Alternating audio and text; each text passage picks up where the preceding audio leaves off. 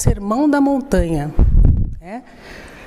Entretanto, cada palestrante vai abordar esse tema segundo o viés que lhe for mais conveniente, que lhe for mais afim. O nosso subtítulo vem como A Sabedoria deste Mundo é Loucura diante de Deus. Como introdução, nós recomendamos o filme Ida. Alguém já assistiu? Ah, tá. Então a gente não vai contar muita coisa. Em síntese, é a história de uma jovem noviça que está prestes a fazer os seus votos. Às vésperas desse evento, ela é convocada a fazer algumas incursões no mundo secular, né? E vai revisitar a família, revisitar a sua origem, e então decidir-se pelo voto ou pelo não voto. Então aqui a gente tem uma imagem dela a caráter, à esquerda, né? E à direita uma imagem da Ida experimentando o mundo. O que ela vai escolher? Assistam para saber.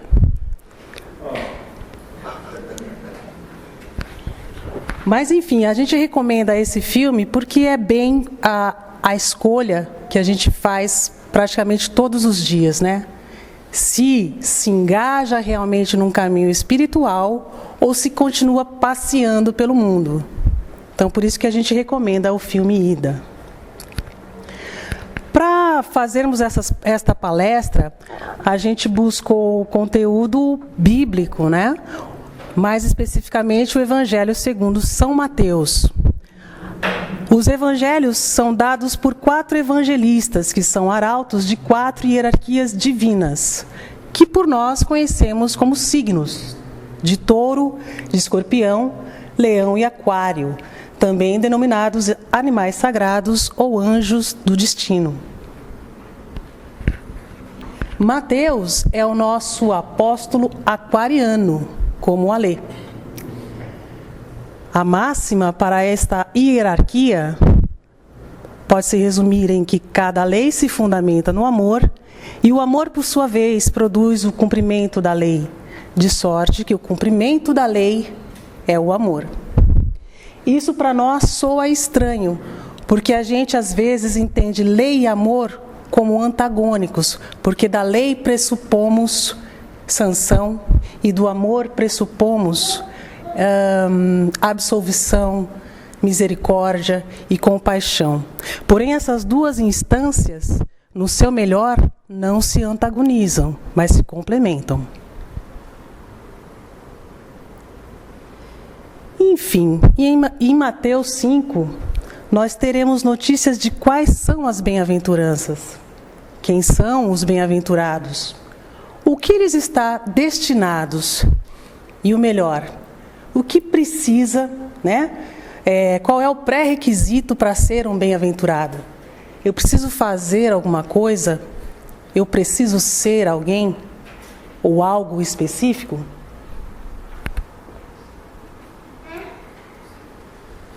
Aí vem uma das piores notícias, né? Que é o perfil do bem-aventurado. Aqui. O bem-aventurado é o pobre de espírito, ou melhor, o pobre pelo espírito.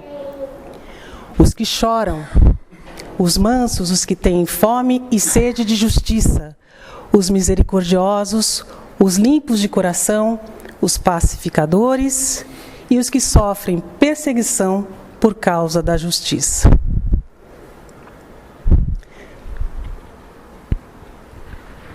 Aqui uma imagem que nos remete àquela escolha já pré-anunciada, né?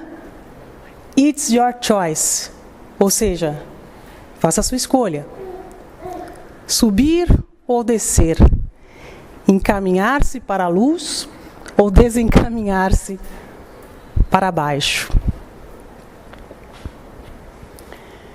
Entrai pela porta estreita, porque larga é a porta, e espaçoso o caminho que conduz à perdição. Muitos são os que entram por ela, e porque estreita é a porta e apertado o caminho que leva à vida, e poucos há que a encontrem. Então aqui já está dado, né, para a gente não cortar os pulsos, que são poucos os que encontram a porta estreita. Né? Por favor. Aí uma coisa de cursinho, né? À esquerda, a porta estreita, e à direita a minha porta, ou a porta larga. Quando que é o vestibular? Não, dá tempo ainda. Então, aqueles que se encaminham pela porta estreita são justamente os bem-aventurados, né?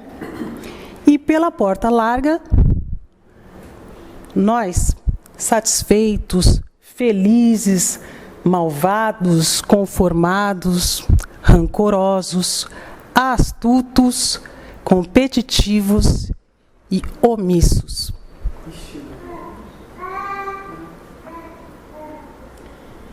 Paulo, né? Como sempre, nos socorrendo para dizer o seguinte, que o homem natural não aceita as coisas do Espírito de Deus porque lhes parece loucura. Não pode entendê-las porque elas se discernem espiritualmente. O que nós procuramos como estudantes Rosa Cruzes? Aprender a discernir espiritualmente. Daí que nós dizemos assim, procuramos a luz através dos ensinamentos Rosa Cruzes. Quando o homem espiritual, o ego, desce à manifestação, ele se utiliza de corpos, né? E aí é o começo da confusão, o começo, meio e o fim, na verdade, de toda a confusão. Porque os nossos corpos, que nós utilizamos com maior consciência neste plano, são algo subversivos. Tendem a não obedecer ao ego, que também somos nós. Aliás, que exatamente somos nós, né? Que é o tríplice espírito segundo a filosofia Rosa Cruz. O homem tem, então, uma constituição décupla, que passa pelos 3 veículos inferiores, né? Corpo denso, corpo vital, corpo de desejos. Depois vem as 3 almas, né? Alma espiritual, consciente e emocional. E, finalmente, o ego, que é o espírito humano, o espírito de vida e o espírito divino. Acrescente-se a isso a mente. Né? Então, nós somos só 10 partes. Vocês acreditam? A gente dá conta de quantas? Nem das 3, né? Mal e mal das 3 inferiores. Então, vejam a dificuldade que é, por exemplo, sermos coerentes. Por que a gente não é coerente? Por causa da almítia, Cris? Não, por causa dos corpíceos, né? Eles é que nos distraem e nos desviam, na maior parte das vezes, deste comando. Daí Nietzsche dizer assim, o inimigo mais perigoso que você poderá encontrar será sempre você mesmo, né? Aquelas partes de você que você ainda não trouxe à consciência. São essas partes que vão sabotar o seu desempenho no mundo.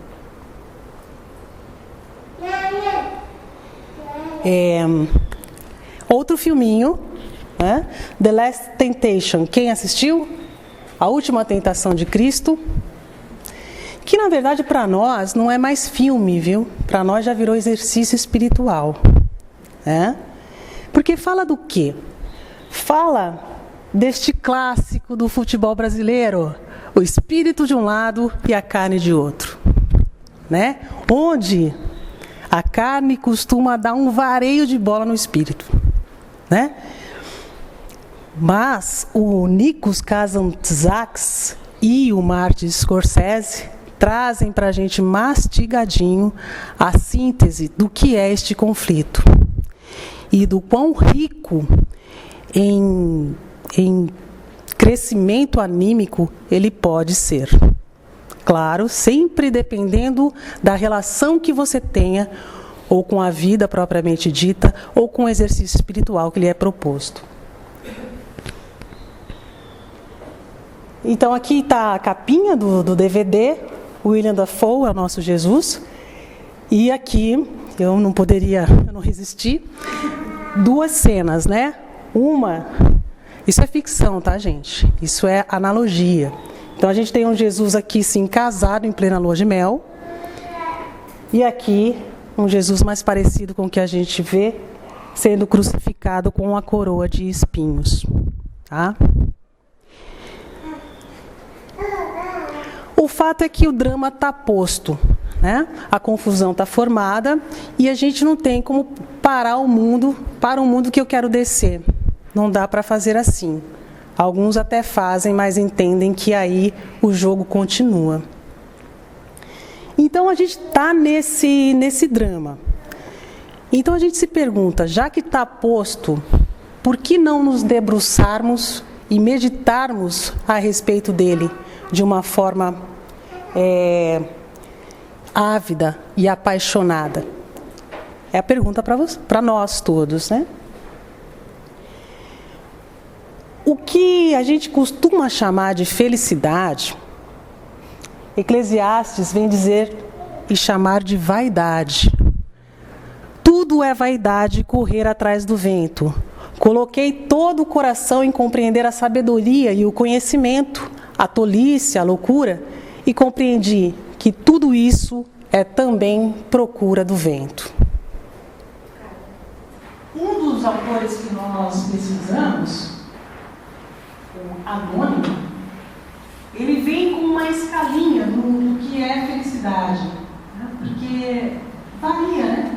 O que é felicidade para mim, não é para o outro, enfim, para a gente sair um pouco do subjetivismo e tentar trabalhar com o conceito entre nós, a gente trouxe essa escala. E aí, segundo o Anônimo, o prazer é o pior dos mundos, é muito infantil. Por quê? Eu desejo. É praticamente a Iris quando jogou uma coisa.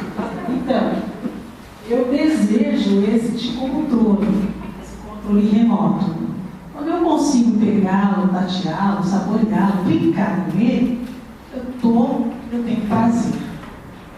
Então, é o prazer mais bobinho, mais imediato, que não transcende, né? É o de menor alcance, portanto. De menor alcance e o mais perene. Em seguida vem a alegria. A alegria já ultrapassa essa relação desejo e acontecimento.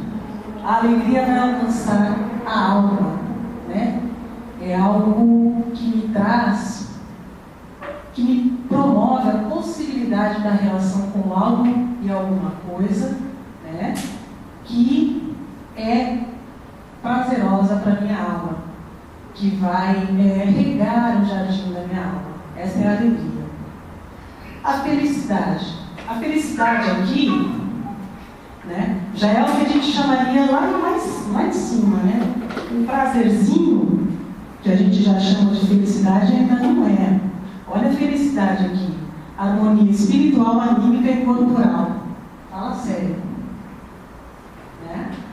Pronônimo, isso é felicidade, é outro nível. E aquilo que a gente está tateando hoje, a bem-aventurança. A bem-aventurança, aí ele pega pesado. É a presença vivida no quarto de Deus. É a visão beatífica dada aos santos. Santos que estão para além da felicidade. A gente traz a sugestão de um filme chamado Stalker, de um diretor chamado Tarkovsky, onde ele nos apresenta o que seria uma jornada para se chegar ao quarto de Deus. Ok, mas aí estamos no mundo com os nossos veículos, né, para alcançar o crescimento anímico. Os anjos do destino nos levam a ter experiências, por meio das quais cada um de nós, todos nós, vamos receber exatamente aquilo que nos fará ter o máximo aproveitamento anímico. Esses são os anjos do destino, nos colocando no âmbito da experiência. E nós nos lançando à experiência? Quando a gente se lança à experiência, geralmente movidos por uma outra fonte incitadora de ação, o que acontece? Como a gente faz? Com que disposição? Com uma disposição aventureira. Né? Qual é o nosso propósito? De aventureiros, tornarmos-nos bem-aventurados. Mas para quê? Né? Como nós dizíamos, aqui está destinado o bem-aventurado só ao reino dos céus, a consolação, a terra perfeita como herança, a fartura de justiça, a misericórdia, a visão de Deus e o nome de filhos de Deus. Em síntese, ser aquilo para qual viemos, aquilo que fomos chamados a ser, que é: sede perfeitos, como é perfeito o vosso Pai que está nos céus. Mas eu, por exemplo, que sou ascendente virgem, já sou perfeito. Quem não é ascendente virgem, como faz? Eu sou virgem capricórnio. Então, humilhai-vos. Carlinha, você falou dos aventureiros e dos bem-aventurados. Sim. Né? Nesse caminho que você está colocando, é importante ser aventureiro? É tão desafiador fazer palestra. É importante ser aventureiro. Eu acho. Né? A não ser que a gente venha assim, impugnar toda a nossa evolução como ela está organizada. Se a gente disser que não é importante ser aventureiro, a gente vai dizer que depois da queda acabou tudo pra gente. A gente é aventureiro, né? É a nossa cara sermos aventureiros. Então é importantíssimo ser. Agora, o que é perigoso? Deter-se nesse estado de aventura. Né? Você pode ser explorer, se quiser, uma encarnação inteira. Só que aí você vai entrar num esquema talvez muito mais moroso, que necessariamente o aventureiro ele vai aprender como? Por tentativa e erro. Né? Então, economicamente, do ponto de vista da carreira espiritual, Capricorniana, talvez não convenha. Mas tudo é escolha. Tudo é escadinha de sobe e aqui desce. Se alguém quiser vir após mim, renuncie-se a si mesmo, tome sobre si a sua cruz e siga-me. Porque aquele que quiser salvar a sua vida, perdê-la-á, e quem vai perder, por amor de mim, achá-la-á. Pois o que aproveita o homem ganhar o mundo inteiro, Cris, se perder a sua alma? Ou o que dará o homem em recompensa da sua alma? Então vamos às dificuldades, né? Posso fazer um pitaco? Desculpa. Claro que cada um vai ter uma relação pessoal, como foi dito, né? Mas depois de algum tempo no trilhando o caminho espiritual, o teu coração, em algum nível, ele se conecta com o coração de Deus, né? Com o coração do Cristo. E isso vai nortear a tua vida. Se você falhou, se você caiu, se você subiu, qual que é o limiar disso? Deve ser o seu coração, e não a mente. Pelo menos, sei lá, como eu percebo, né? Mas como cada um é tocado, é muito pessoal. Sim, é verdade. Mas a gente já viu que é fácil ser bem-aventurado? Nada, né? Então a gente vai elencar algumas das dificuldades que a gente conseguiu vislumbrar. Como expressar, então, no mundo material, os elevados ideais de espiritualidade? Segundo Max Heidel, nossos incentivos para a ação são só 4. A gente nem é muito sofisticado. A gente está afim de amor, fortuna, fama e poder. Né? Mas ele não nos condena assim, não diz que assim está errado, viu, buscar essas coisas. Mas ele alerta para o seguinte: essas coisas têm o seu lado A e o seu lado B. Existem oitavas operando nesses 4 aspectos. E é isso que a gente vai dar uma olhada. O amor, por exemplo. Amorzão, né? Não há amor maior do que dar a vida pelo seu irmão. Seu amor. E o amorzinho que opera em nós. A posse de outro ao invés da comunhão com o outro, onde acontece uma espécie de solidão acompanhada. A fortuna, porque pela graça sois salvos por meio da fé, e isto não vem de vós, é dom de Deus. Então, fortuna é graça. E a fortuninha que roda em nós? Torna-nos escravos pelo apetite insaciável por pessoas e coisas que nos deem segurança e consolação, e acaba trazendo miséria espiritual. E o poder? O poder que o cristão deve almejar e procurar como um afogado procura o ar. O poder de salgar. Vós sois o sal da terra.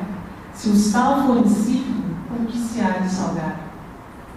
E o poderzinho, que é utilizado através do abuso do irmão, que é contrário do amor.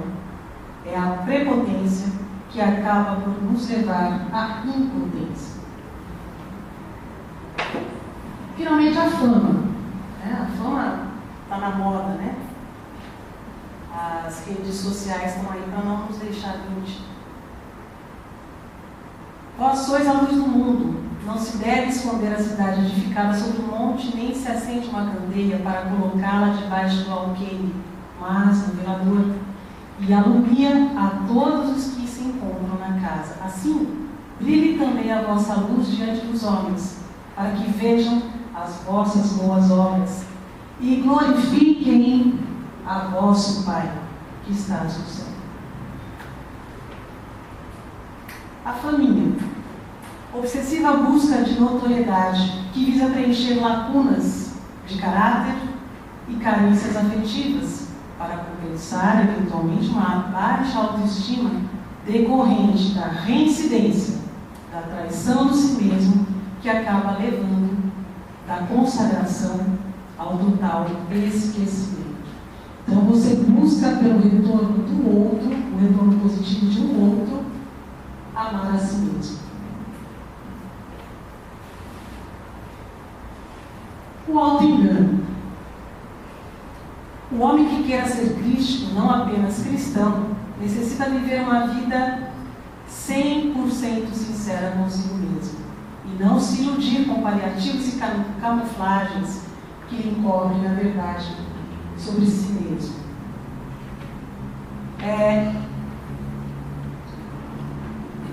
Quantos por cento de sinceridade nós temos conosco mesmos? Vocês já fizeram essa conta? Morreu. Dói, né? Eu acho que a gente precisa ver se a gente primeiro consegue se propor, né, se isso é uma questão. Né? A gente está partindo do pressuposto que a gente está tentando se enxergar. Né? Porque, mas é importante colocar em atenção. Claro. Coragem moral. O egoísmo atrapalha muito, né? Porque egoísmo é impureza, ao contrário do altruísmo, que é a própria pureza. Porque todos buscam o que é seu e não o que é de Cristo Jesus. Quando a gente começa a buscar algo para além do que é de cada um de nós, já é um bom começo, né? Já é um encaminhamento. O sair um pouco de si mesmo já é uma boa notícia. Em seguida, a gente vai para Cristo. A importância da relação. orgulho? O orgulho é fichinha, né? O orgulho para resolver é a mais fácil. Diz assim, Mateus: o coração deste povo está endurecido, portanto, ouvem de mau grado com seus ouvidos, fecham seus olhos, não veem com os olhos, e ouvem, e ouçam com os ouvidos e compreendam com o coração. Porque o orgulhoso está fechado em si mesmo, ele se torna impermeável à energia crística. O maior perigo de obstrução de energia crística está aqui. Porque está posto. Porque aí você está incapacitado para ouvir as palavras de Cristo. E o que semeia a nossa alma e nos encaminha de volta à casa do Pai é justamente o Cristo, que é o caminho, a verdade e a vida. Outra dificuldade, que essa aqui a gente também não conhece, né? Soberba intelectual. Graças te dou, ó Pai, Senhor do céu e da terra, que ocultaste estas coisas aos sábios e entendidos. Viu? Sábios e entendidos. E as revela a quem? Aos pequeninos. Mas por quê? Porque assim te aprove. Vai discutir com Deus? Ninguém conhece o Filho senão o Pai. Ninguém conhece o Pai senão o Filho. E aquele a quem o Filho quiser revelar. Né? Então, o que a gente vê? Recorrendo aí a importância da graça. Né? Nós somos aqui conquistadores, estudantes à beça, né? E pretendemos que assim vamos ser salvos. Aqui nós somos advertidos de que não é bem assim. Não é possível prescindir dessa caminhada, desse engajamento. Porém, é preciso que haja a incidência da graça. E isso não é com a gente. É quando o Pai nos chama e quando o Filho quer revelar. Por quê? Da mesma forma que nós temos o bom semeador, nós temos este outro semeador aqui que é malvado, antipático, que é o inimigo. Né? E que vamos combinar que atua, né? Que opera 24 horas. O mal não descansa, não é isso? O mal não dorme. Um domingo. É. Piorou. O inimigo. Senhor, não semeaste tu no teu campo boa semente? Por que tem então joio? O inimigo que fez isso. Disseram os servos: querem que eu vá arrancá-lo? Não. Para que ao colher o joio não arranqueis também o trigo com ele. Deixai crescer ambos. Né? Uma explicaçãozinha, porque às vezes a gente fala assim: meu Deus do céu, quanto mais eu rezo, mais a assombração me aparece. É o joio. Deixai crescer ambos juntos até a ceifa. Por ocasião da ceifa, direi aos ceifeiros: colhei primeiro o joio, atai-o de molhos para queimar, e o trigo juntai no celeiro. Então, a gente não tem que parar com essa coisa, com algumas dicotomias, né, que já estão instaladas lá na nossa raiz, lá na nossa profundidade, e que nos torna, inclusive, moralistas. Né? Então, é o preto e o branco, é o bonzinho e o mauzinho. Né? E aí, detectou o mauzinho, arranca, chama o SAMU, chama a polícia. Não é bem assim. Né? Aqui está a sutileza do papel do mal ou do inimigo no mundo. Nada no mundo é supérfluo. E mais, o que a gente classifica como bom ou mal também é bem precário. A nossa condição para classificar assim é muito precária, espiritualmente, intelectualmente. Então não é por aí. Geralmente é preconceituoso. Passa necessariamente por um viés preconceituoso.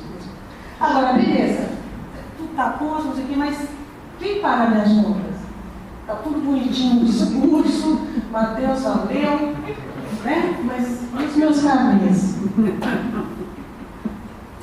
Homens de pouca fé, não vos inquieteis o que comeremos, o que beberemos, que hora no intervalo, o que vestiremos. Busca primeiro o reino de Deus e a sua justiça, ou como bem corrige o salmo que diz assim: busca primeiro o reino de Deus e o seu ajustamento a ele, e todas as outras coisas vos serão dadas por acréscimo.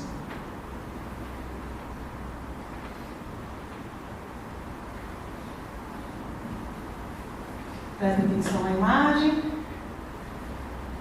Pode passar. Aí é a figueira, né? E dois eventos bem interessantes. A poda. Se a tua mão direita te escandaliza, corta e atira para longe de ti, porque te é melhor perder um dos membros que seja todo o teu corpo lançado no inferno. Ou seja, quando você detecta alguma coisa que escandalosamente é inconveniente para o seu desenvolvimento, verifique se é possível para você o podar, né? A poda, por exemplo, uma boa poda, ela não pode ser agressiva, né?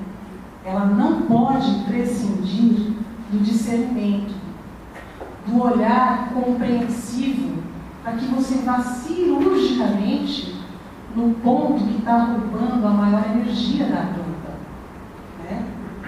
Ele está ali, está roubando a energia da planta, não está dando retorno nenhum, né? Então, a poda não pode ser um impulso emocional. A poda tem que decorrer do discernimento, de uma boa série de retrospecções bem feitas. Agora, como dizíamos, antes a poda do que o corte.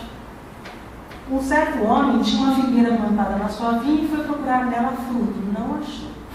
Disse ao vinhateiro: eis que há 3 anos venho procurar fruto nesta figueira e não acho. Então corta, porque eu limpo a terra inutilmente. Aqui a gente dialoga com o nosso solstício que lemos. Porque o solstício diz assim: tudo que está neste plano tem uma função, né? E todos os seres devem assumir a sua função e exercer. Por quê? Isso não acontece assim, né? Está ocupando a terra inutilmente, corta. Entretanto, existe sim a oportunidade de regeneração. Como é que a gente finaliza? Respondendo, disse ele: Senhor, deixa mais este ano, até que eu a escave e a esterque. Se der fruto, ficará, senão depois a mandarás cortar. Todo dia a gente tem uma oportunidade assim. Só que a gente olha bem para a cara da oportunidade e às vezes não vai escavar e não vai estercar. Nos demonstramos irreverentes, negligentes, preguiçosos. Aqui, se der fruto, ficará, senão, depois manda cortar. É a lei da natureza. Muito bem. Santo Agostinho comentou o sermão do Evangelho fazendo uma correlação com o Pai Nosso. Max Heindel também traz no conceito Rosa Cruz e nos explica no curso suplementar a oração do Senhor, o Pai Nosso. E diz assim, que na verdade o Pai Nosso não é uma oração, mas um conjunto de orações, onde o que acontece? A nossa parte superior, ela roga pela nossa parte inferior, né? Então essa oração, ela cumpre a função de nos colocar em contato direto com o Pai. Então ela comunica todos os nossos veículos. Então vamos ver mais ou menos o exercício que Santo Agostinho fez. Ele liga cada bem-aventurança há um determinado dom, do qual decorrerá uma determinada virtude. Tá? Os pobres, pelo Espírito, pelo dom do temor a Deus, alcançam humildade. O espírito humano pede ao Espírito Santo: santificado seja o teu nome. Então, uma parte do homem pede a uma parte da divindade: santificado seja o teu nome. Os que choram pelo dom da ciência alcançam o desapego, e o espírito de vida, a segunda parte mais superior do homem, roga ao Filho ou ao Cristo: venha a nós o vosso reino. Os mansos, pelo dom da piedade, alcançam a inofensividade. O Espírito Divino, que é a nossa parte mais elevada, roga ao Pai: seja feita a vossa vontade, na terra como no céu. Os que têm sede e fome de justiça pelo dom da fortaleza se tornam invencíveis, pois se alimentam de fazer a vontade do Pai e bebem da fonte que jamais seca. Então, o Espírito Divino pede ao Pai, agora sim envolvendo os nossos veículos mais inferiores. O Espírito de vida pede ao Pai pelo corpo denso. O pão nosso de cada dia dai-nos hoje. Os misericordiosos, pelo dom do aconselhamento, do conselho, alcançam a compaixão. O Espírito de vida pede ao Filho, pelo corpo vital: perdoai as nossas dívidas, assim como nós perdoamos aos nossos devedores. Os limpos de coração, pelo dom da inteligência, alcançam a pureza. O espírito humano pede ao Espírito Santo pelo corpo de desejos: não nos deixeis cair em tentação. Aquilo, eu sei que é uma arranhada que eu disse, vou pegar esse novo desejo. E finalmente, onde reside o mal? Os pacificadores, pelo dom da sabedoria, alcançam a bondade, o bem. Então, espírito humano, espírito de vida e espírito divino, juntos, pedem finalmente: livrai-nos do mal. Aqui, o bom semeador, olha a diferença. A parábola do semeador. O que semeia, aqui Jesus está explicando aos discípulos a parábola do semeador. E aí a gente vê por que é que Jesus Cristo falava por parábolas, justamente para dar a cada um conforme o seu desenvolvimento. Tá? Então, para os discípulos que eram os mais evoluídos da época, ele vinha explicar a parábola do semeador. Ele diz assim: o que semeia a boa semente é o Filho do Homem. O campo é o mundo. A boa semente são os filhos do reino, e os joios são os filhos do maligno. O inimigo que o semeou é o diabo.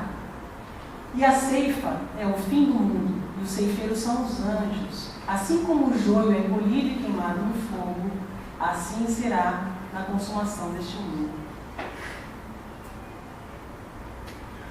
Mandará o Filho do Homem os seus anjos, e eles colherão de seu reino tudo que causa escândalo, e os que cometem iniquidade.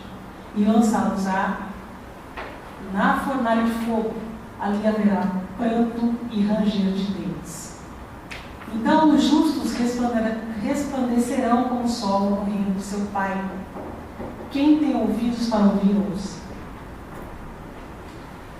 Aí a necessidade de buscar uma determinada graduação para a compreensão da palavra de Deus.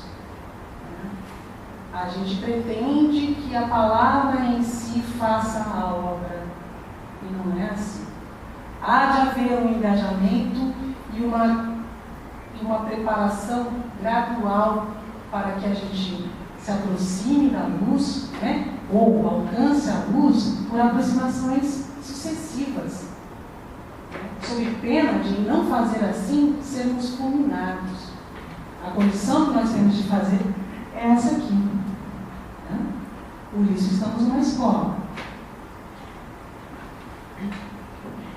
Para encerrar, a gente recomenda um outro filme do Evangelho segundo São Mateus, de Pasolini. São, acho que, 3 filmes que a gente indicou para que seja feita uma lição de casa e uma meditação posterior. Obrigada a todos pela paciência e que as rosas floresçam em nossa vida.